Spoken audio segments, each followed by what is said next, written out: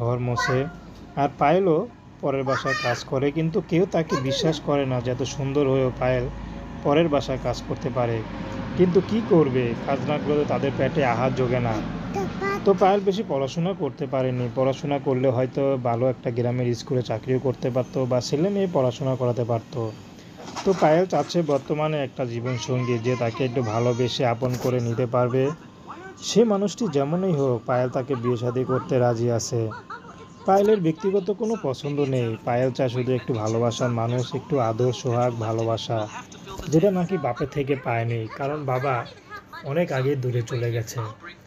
তো এখন পায়েল ইউটিউবে এসেছেন ভালো একটা মানুষের আশায়। সে যদি গ্রামের ছেলে হয়, অনেক পুরুষ আছে যারা নাকি প্রবাসে থাকে, তারা এখন আসবে দেশে বিয়ে করতে। যদি এমন কোনো পুরুষও পায়েল পায়, পায়েল তার জন্য অপেক্ষা করতে রাজি আছে।